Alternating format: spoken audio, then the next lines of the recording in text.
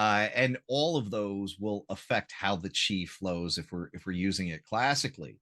But it also, this term chi was a great placeholder for this cascade of effects that we can study with modern medicine, Mhm. like regulation of the autonomic nervous system, vasodilation, increased neurotransmitter production, hormone level balancing, that we can say, yes, this is what acupuncture and East Asian medicine is doing. I think one of the things that East Asian medicine does well is it's not hanging on one sign or symptom, right?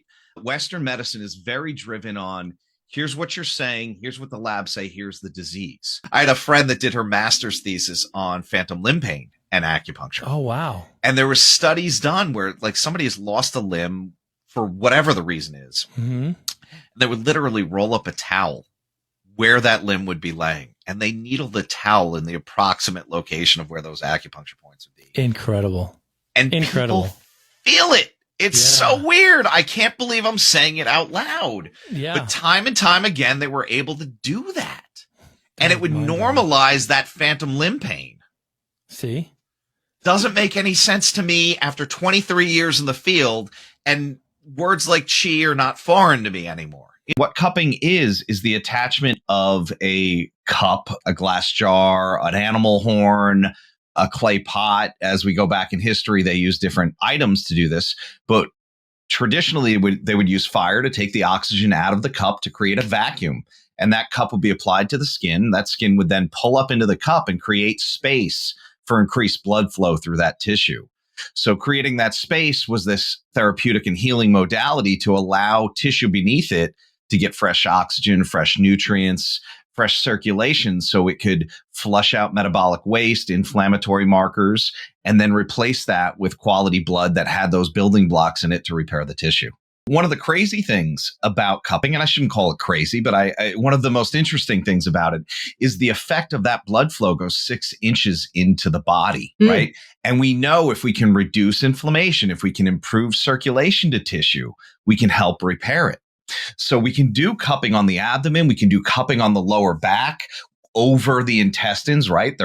They go through that whole core of the body. We can have an effect on that tissue as well. And one thing, whether it's IBS, Crohn's, ulcerative colitis, I mean, the symptoms are similar, different tissue being affected, different approach. But if we can increase circulation to that, not only can we get the healing potential there, but we can get the inflammation out of that tissue.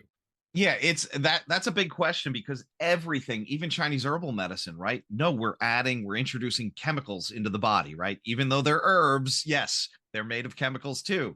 Mm-hmm. And what we see is when we cook formulas, we're actually creating new compounds. There are some chemical reactions in there.